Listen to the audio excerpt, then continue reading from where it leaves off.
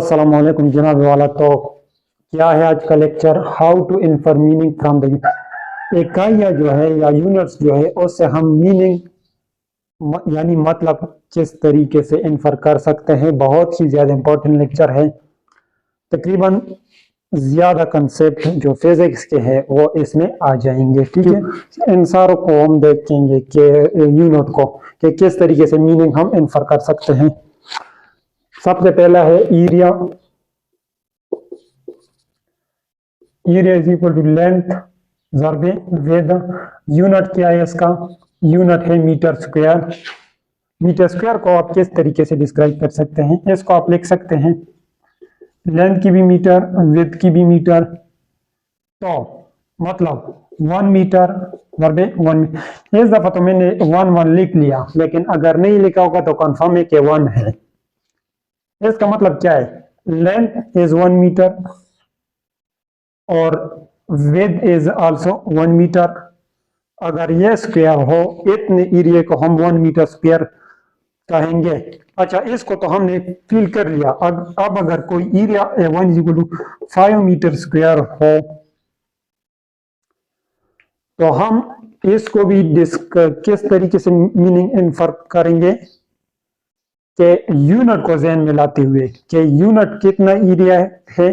अगर एक स्क्वायर जिसका की साइड लेंथ 1 मीटर हो, वो जितनी जगह घेरेगी वो 1 मीटर स्क्वायर। तो 5 मीटर स्क्वायर मतलब अगर 5 ये चीज हम रखेंगे, वो जितनी जगह घेरेगी तो वो क्या होगी? 5 मीटर स्क्वायर। ठीक है, तो यूनिट के जरिए हम इसका सेंस लेंगे। अब ये देखें, दूसरी वेलोसिटी देखें। यूनिट क्या है? मीटर पर सेकेंड। फॉर्मूला क्या है? फॉर्मूला चलो मैं लिखता हूं, इसकी मीटर और इसकी सेकेंड। यहां से आप क्लियर कर सकते हैं। फॉर एग्जांपल कोई चीज 0 मीटर से उसने स्टार्ट कर लिया और 1 मीटर तक पहुंच गया और वक्त गुजर गया 1 सेकेंड, यानी सिर्फ एस लिखूं मतलब 1 सेकेंड। तो यह डिस्क्रिप्शन है। तो वेलोसिटी जो होगी वो 1 मीटर पर सेकेंड होगी। ये इस यूनिट की डिस्क्रिप्शन है। अगर 1 सेकेंड में 1 मीटर तक पहुंचे कोई चीज तो वेलोसिटी 1 मीटर। अब अगर किसी चीज की वेलोसिटी 20 मीटर 20 हो तो हम इसके जरिए से इसकी मीनिंग इन्फर करेंगे। किस तरीके से कि 1 सेकेंड में 20 मीटर अब कोई फासला तय करेगा तो ये वो वाली स्पीड है कि 1 सेकेंड में 20 मीटर तक जो फासला तय करेगा। ये देखिए, आगे बहुत इंटरेस्टिंग यूनिट आने वाली है। ठीक है, ये तो सिंपल है। फॉर्मूला है डेल्टा वी डेल्टा टी। अच्छा, वेलोसिटी को हमने पहचान लिया, क्या है कि 1 सेकेंड में जितना फासला तय करें। ठीक है, अब देखें इसकी यूनिट क्या है? मीटर पर सेकेंड स्क्वायर, लेकिन मैं थोड़ा तरतीब से लिखता हूं। अब वी की क्या है और डेल्टा टी की क्या है? सेकेंड। 1 सेकेंड 1 मीटर पर सेकेंड। इट मीन्स कोई चीज 0 मीटर पर सेकेंड यानी रेस्ट में है, फॉर एग्जांपल आसानी के लिए, और 1 मीटर पर सेकेंड उसकी रफ्तार हो गई, और फॉर एग्जांपल 1 सेकेंड में। ये इसकी डिस्क्रिप्शन है। मतलब अगर वेलोसिटी में एक चेंज आए जाए 1 सेकेंड में तो एक्सेलरेशन 1 होगी। 2 चेंज आ जाए 1 सेकेंड में तो मतलब जल्दी से तेज हो गया, मतलब एक्सेलरेशन 2 होगी। ठीक है, अब अगर किसी चीज की एक्सेलरेशन 5 हो, इसका मतलब क्या है कि 1 सेकेंड में 5 वेलोसिटी उसकी चेंज हो गई। ठीक है, तो पर यूनिट के हिसाब से हम थिंकिंग करते हैं, फिर हमें चीजें आसानी से मतलब फील हो जाती हैं, फिजिकल क्वांटिटी। और तो जनाब वाला फोर्स पे के फोर्स की यूनिट में से क्या है? न्यूटन। अब इसको किस तरीके से डिस्क्राइब कर सकते हैं? न्यूटन असल में किसी और यूनिट्स के कॉम्बिनेशन का नाम है। ठीक है, वो कौन से है? F is equal to M A. m is for kg and a is acceleration मतलब मीटर पर सेकेंड स्क्वायर। इसको आप इस तरीके से भी लिख सकते हैं 1 kg इंटू 1 मीटर पर सेकेंड स्क्वायर। इसका नाम है 1 न्यूटन। अब आप फील कर सकते हैं यहां से, अगर 1 kg का मास हो और आप उसके एक्सेलरेशन में, फॉर एग्जांपल इसकी एक्सेलरेशन है 0 मीटर पर सेकेंड और आपने उस पर धक्का लगाया, जब धक्का लगाएंगे तो मोशन प्रोड्यूस होगा यानी एक्सेलरेशन प्रोड्यूस होगी। कितना धक्का? वो धक्का के कितना फोर्स? वो फोर्स के 1 मीटर एक एक्सेलरेशन प्रोड्यूस करे 1 kg बॉडी में, तो हम कहेंगे कि ये 1 न्यूटन फोर्स है। तो अब फील हो गया कि ये असल में फोर्स है न्यूटन। कितना फोर्स है कि 1 kg में अगर आप 1 एक्सेलरेशन प्रोड्यूस करें, अगर 2 करेंगे तो 2 मल्टीप्लाई बाय 1 2 न्यूटन, तो वो 2 न्यूटन फोर्स होगा। इस तरीके से फिर आप फील कर सकते हैं। तो जनाब वाला अब देखें वर्क क्या है। वर्क को हम फोर्स के जरिए डिफाइन करते हैं। अच्छा, फोर्स का आपको पता है न्यूटन, ठीक है। अभी वो वर्क भी आसान है, लेकिन वर्क की यूनिट है जॉल। इसको किस तरीके से फील करेंगे? इसको भी हम किसी और नॉन यूनिट के जरिए डिस्क्राइब कर सकते हैं। जॉल की यूनिट का नाम है, ये 3 यूनिट के कॉम्बिनेशन का नाम है न्यूटन डॉट मीटर। इसको हम कहते हैं 1 जॉल, ठीक है। इसकी डिस्क्रिप्शन क्या है? अगर किसी चीज पर आप 1 न्यूटन का फोर्स लगाएं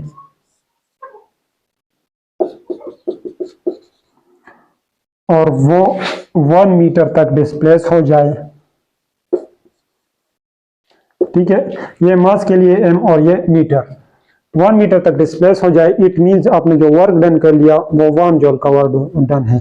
अब अगर किसी जगह ये हो 5 joule work done is equal to 5 joule, तो क्या मीनिंग है कि अगर 1 न्यूटन, ये इतना काम है कि 1 न्यूटन फोर्स लगाने से कोई चीज 5 मीटर तक पहुंचे, तो ये इसका की डिस्क्रिप्शन है।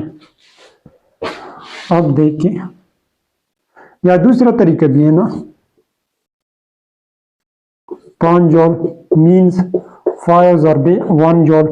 1 जॉल को आप फील कर चुके हैं। 1 न्यूटन फोर्स लगाए तो 1 मीटर तक कोई चीज पहुंचे तो हम कहेंगे कि 1 जॉल हमने वर्क कर लिया। अच्छा, एक और पॉइंट भी है, वर्क की इकाई जॉल, एनर्जी की इकाई जॉल, तो मीन्स आपने 1 जॉल की एनर्जी यूज कर ली दूसरे लफ्जों में। और 5 जॉल का मतलब क्या है? उसकी 5 गुना, क्योंकि यूनिट को आप फील कर चुके हैं, उसकी 5 गुना वो ये 5 जॉल है, ठीक है। तो यूनिट के जरिए हम और चीजें भी अंडरस्टैंड करते हैं। फिर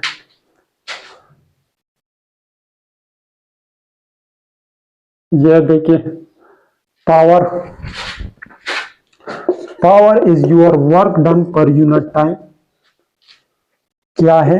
वर्क की इकाई जॉल और पर सेकेंड। जॉल को अब आप फील कर चुके हैं कि अगर 1 न्यूटन का फोर्स लगाने की वजह से 1 मीटर तक कोई चीज डिस्प्लेस हो जाए, कितना वर्क हमने कर लिया? मीन्स 1 जॉल का। तो वो आप, अच्छा, अगर 1 सेकेंड में 1 जॉल का वर्क हो, कोई चीज हो वो 1 सेकेंड में 1 जॉल का वर्क कर सकता हो, तो मीन्स उसकी पावर क्या है? 1 जॉल पर सेकेंड है। लेकिन इसकी भी एक स्पेशल नाम है इसके लिए, ठीक है। इस यूनिट का नाम है 1 वाट। तो 1 वाट का मतलब यह है, और अगर कोई चीज, जैसे अगर पावर लिखा हो 5 वाट, तो इसका मतलब क्या है?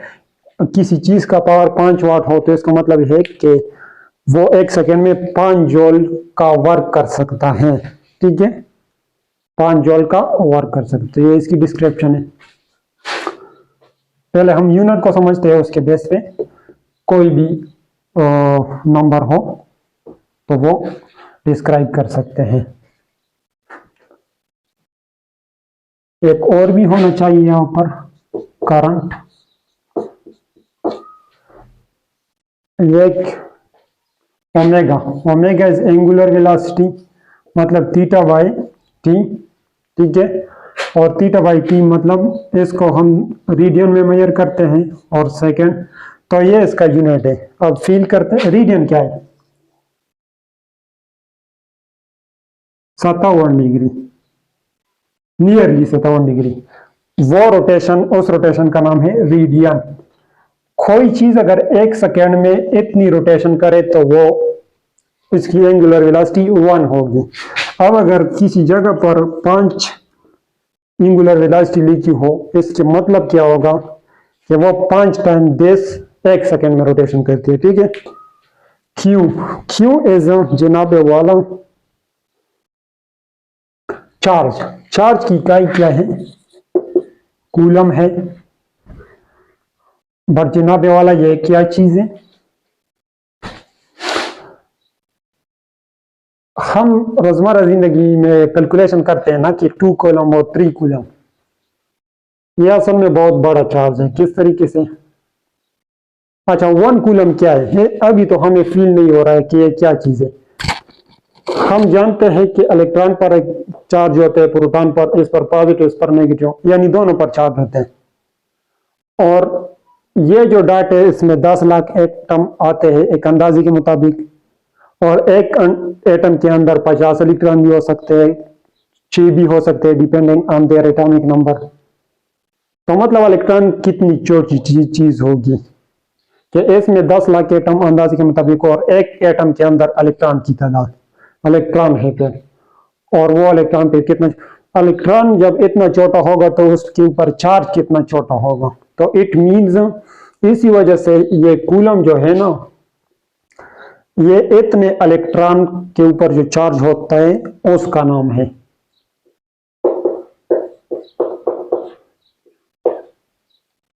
दस की ताकत I think 19 electron, charge on electron. इतने इलेक्ट्रॉन, ये बहुत बड़ी नंबर है। थोड़ी सी अगर नंबर गलत हो तो इसके लिए मतलब तो ये आप चेक करें, ठीक है, तकरीबन सही होगी, थोड़ा सा 18 वगैरह शायद हो। बहरहाल ये मेरे अंदाजे के मुताबिक यही नंबर है। इतने तादाद में इलेक्ट्रॉन मिल जाए 1 कूलम का चार्ज बनाते हैं, ये है डिस्क्रिप्शन इसकी, ठीक है। इतने तादाद में मिल जाए वो 1 कूलम का चार्ज बनाते हैं। अब अगर किसी चीज के ऊपर फॉर एग्जांपल 2 कूलम का चार्ज है, मींस के उसमें यह तादाद दोगुना है। उस चीज में इलेक्ट्रॉन की तादाद न्यूट्रल हालत से, वो चीज जब न्यूट्रल होती है उस हालत से 2 गुना ऑफ दिस ज्यादा है, ठीक है। क्योंकि न्यूट्रल हालत में तो चार्ज नहीं होता ना, वो अलग कहानी है। तो मींस के उसमें एक्सेस ऑफ इलेक्ट्रॉन कितने, 2 टाइम्स दिस। तो ये भी आप फील कर सकते हैं जब यूनिट का पता चला। अब देखें current is charge per unit time, coulomb second, यानी 1 सेकेंड में 1 कूलम का चार्ज अगर अच्छा ये गुजरने से इसका ताल्लुक है करंट। तो मींस अगर कोई तार है, ये इसका क्रॉस सेक्शन एरिया है, अगर यहां से 1 सेकेंड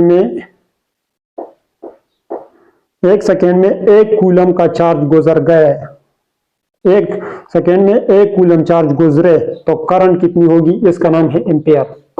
तो करंट कितनी होगी, एम्पियर। अगर 1 कूलम इन 1 सेकेंड गुजरे तो हम क्या कहेंगे कि करंट कितना है, 1 एम्पियर, सही।